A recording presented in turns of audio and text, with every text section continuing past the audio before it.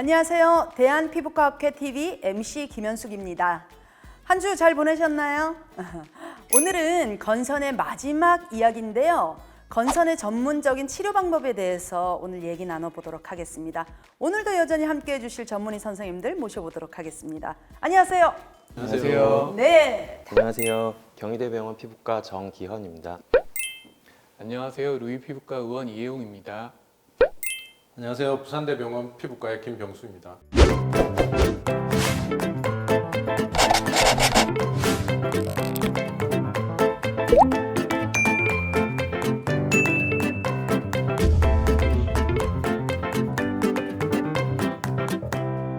건선은 좀 치료가 가능한가 좀 궁금하거든요. 네, 건선은 완전한 치료가 힘들긴 하지만 네. 최근에 계속해서 새로운 바르는 약물, 먹는 약물, 생물학적 제제, 주사제들이 나오기 때문에 네네. 꽤 병변이 깨끗하게 오랫동안 치료가 가능한 질환입니다. 네. 따라서 피부과 전문의와 상담을 하고 네. 올바르고 지속적인 관리를 한다면 피부도 깨끗해지고 네. 증상도 완화되고 재발도 없이 오랫동안 유지가 가능합니다.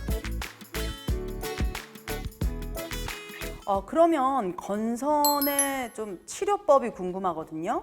어떤 것들이 좀 있을까요? 건선 치료는 되게 다양한 방법을 사용할 수가 예, 있습니다. 예. 그래서 크게 나누면은 첫 번째가 바르는 국소도포제라고 할 수 있어요. 바르는 약, 쉽게 얘기해서 바르는 연고, 그런 뭐 이런 종류. 바르는 종류? 약이 있고 네, 그 다음에 경구 약물이 있습니다. 약물, 먹는 약, 먹는 약, 그리고 주사제가 있고요. 주사제. 주사제가 있고 네. 그리고 광선 치료 같은 치료법이 있습니다. 그래서 이제 각각을 놓고 보면은 바르는 약은 저희가 많이 사용하는 게 일단 국소 스테로이드 제형을 많이 쓰게 됩니다. 네네. 스테로이드 제형이 있고 네, 그리고 비타민 D 유도체라고 해서 네, 그 각질이 높아져 있잖아요. 네네, 건선염에 그렇죠. 그걸 낮추는 데 예. 도움이 되는 비타민 D 유도체가 있고 두 유도체. 가지 스테로이드와 비타민 D가 섞여 있는 그런 제형이 나와 있습니다. 네, 네. 그리고 안면 건선이나 아니면 이렇게 접히는 부분에 있는 그런 건선부에 사용하는 걸로 네. 면역 조절제라는 약이 또 있어요. 네. 그래서 타크로리무스, 피메크로리무스라고 해서 좀 이름이 어려운데 네. 그런 면역 조절제를 사용하는 경우도 있습니다. 네. 그래서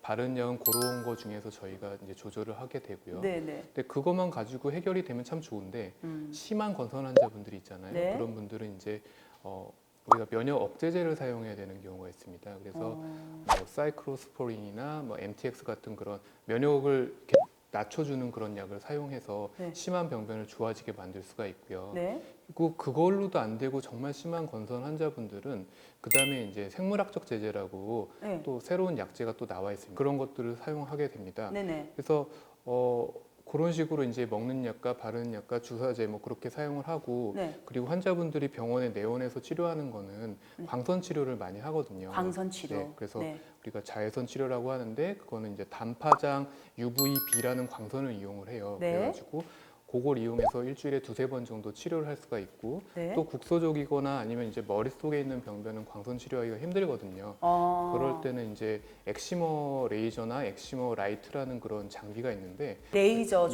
종류의 네, 그런 거를 이용해서 네. 국소적으로 치료를 하기도 합니다. 네. 그래서 건선이 정말 되게 다양한 그런 치료제가 있고 네. 사람에 따라 이제 다르겠죠. 사람에 따라서 단계에 예. 따라서 치료하면은 환자분들의 상태를 많이 호전시킬 수 있고 예. 정상 생활과 거의 똑같게까지 만들 수가 있습니다. 건선의 그 치료법에 요즘 또 뭐 새로 나온 것들이 좀 있나요? 예, 앞서 말씀도 잠깐 나왔었는데 네. 생물학 제제라고 해요. 네네. 최근에 환자분들이 뭐 관심을 많이 갖고 병원에 네. 와서 문의도 많이 하시고 네. 가장 최근에 나온 치료이기 때문에 뭐 굉장히 환자들한테는 굉장히 꿈의 치료제라고 생각을 많이 하셔서 고통받았던 예. 분들에게는 정말 관심을 갖고 오시는데 네. 실제 이 생물학 제제라고 하면 우리 네. 그 전에 나왔던 제제들은 다 화학적인 어떤 합성에 의해서 만들어지는 이제 제품인들에 반해서 네네. 생물학 제제는 실제 그 세포에서 배양을 해서 만들어지는 단백질 제형이거든요. 예, 그래서 기존의 약들과는 조금 다른 이제 약물인데 최근에 각광을 받고 있는 이유가 첫째는 굉장히 효과적인 것으로 알려져 있습니다. 기존의 약들보다는. 그래서 주사를 한두 번 또는 세 번 맞으면 기존에 뭐 굉장히 심했던 분들도 많은 호전을 보이는 경우가 흔하고 좀 몇 회만 해도 네. 그리고 네네. 이 약물이 기전이 이제 건선을 일으키는 특정한 원인 물질 중에 가장 중요한 물질만 차단을 해주기 때문에 아. 안전성 면에서도 굉장히 뭐 안전한 것으로 이렇게 지금 판명이 결과 났군요. 보고가 되고 있고 네. 그리고 또 세 번째는 환자 입장에서 보면 이제 매일 약을 먹거나 네. 또는 연고제를 사용하는 경우에 하루에 한 번, 두 번씩 계속 써야 되는 반면에 네. 이 새로 나온 생물학 제제는 네. 뭐 한 달, 두 달 또는 석 달에 한 번만 딱 주사를 맞으면 아, 너무 좋네요. 그 효과가 잘 유지되는 것으로 알려져 있어서 많은 환자들이 이제 그 주사를 맞고 싶어 하긴 합니다만 네. 그 주사가 사실은 심하지 않은 건선에서는 이제 가격 측면에서 너무 비싸니까 그 주사제를 사용한다고 해서 건선이 완치가 되는 게 아니고 어차피 그 또 시기가 지나면 또 올라오는 경우가 흔하기 때문에 그 약도 역시 뭐 어느 일정한 간격을 두고 계속 맞아야 하는 이제 그런 약이 되겠습니다. 건선이 있는데 다른 질환을 좀 치료하거나 시술을 해도 되는지에 대해서 굉장히 궁금하거든요. 건선이 있다고 해서 뭐 다른 고혈압, 당뇨 치료를 못하는 건 아닌데 네.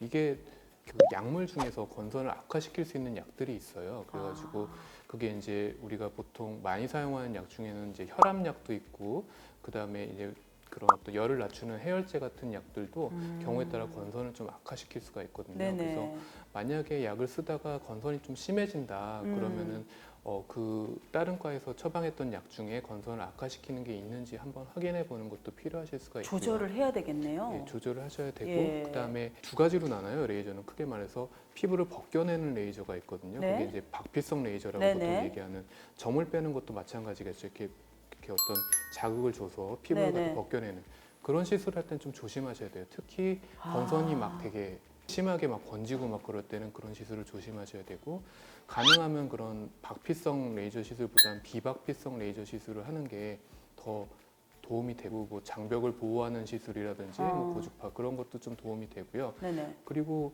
만약에 주기적으로 어떤 피부에 레이저 시술을 받고 싶다. 근데 필요하다면 네. 그러면은 그런 어떤 혈관 레이저 시술 같은 거는 조금 도움이 되는 경우도 가끔 있을 수 있습니다. 그러면 일단은 무조건 그 건선이 있으신 분들은 무조건 상의를 하셔야겠네요. 네, 일단은 네. 상의를 하고 결정을 하는 네. 게 가장 중요하겠죠. 네, 그렇겠네요.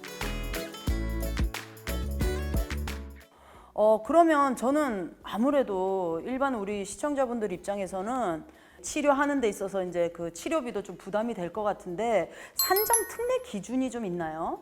예, 건선 질환도 산정 특례 기준이 네네. 2017년부터 가능해졌는데요. 17년부터, 예, 2017년부터요. 예. 그래서 그 기준이 있는데 모든 건선 환자가 다 해당이 되는 것은 아니고요. 건선 환자 중에서도 정말 심한 건선 환자에서 네. 충분한 치료를 했음에도 불구하고 건선에 있는 남아있는 병변이 아직 많이 남아있는 경우에 그런 산정 특례가 제도가 인정이 됩니다.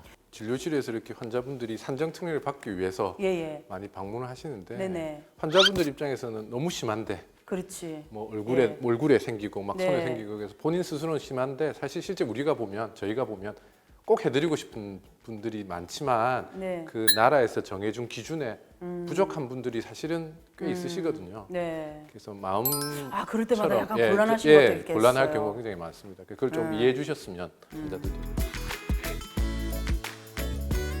건선 환자의 경우에 코로나 바이러스로부터 좀 더 위험할 수 있을까요?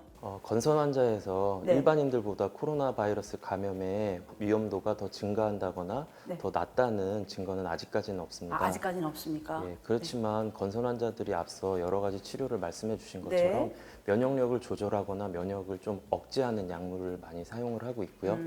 또 생물학적 제제를 장기간 사용했을 경우에는 일반적으로 감염의 위험도가 증가한다고 되어 있습니다. 네네. 그렇기 때문에 코로나 바이러스의 감염도 올라갈 가능성이 있습니다. 코로나의 증상이 전혀 없는 사람들 같은 경우 기존에 사용하고 있던 면역 억제제나 생물학적 제제는 중단을 하지 않고 꾸준히 유지해 주는 것이 좋겠습니다.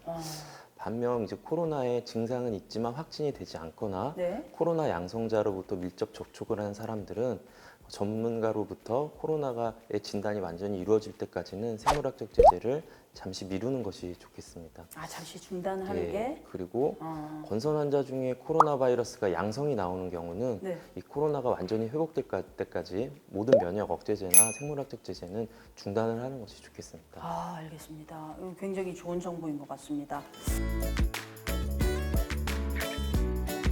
자, 이렇게 해서 6회차에 걸쳐서 건선에 대해서 정말 심도 있게 다뤄봤는데요.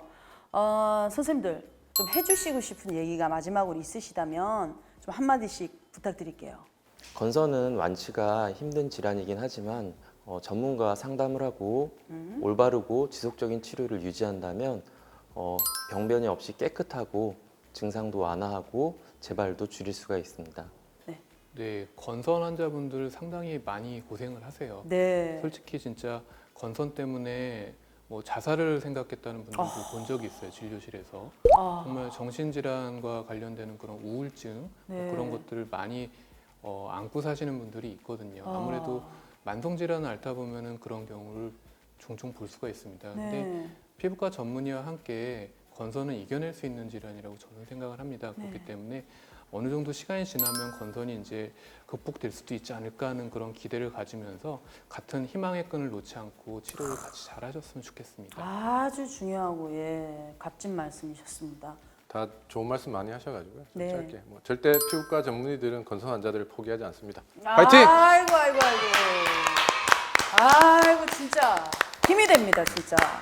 이런 선생님들이 계시기 때문에 진짜 저도 의사가 아닌데도 건선 환자가 아니지만 굉장히 좀 보람을 느끼게 되네요.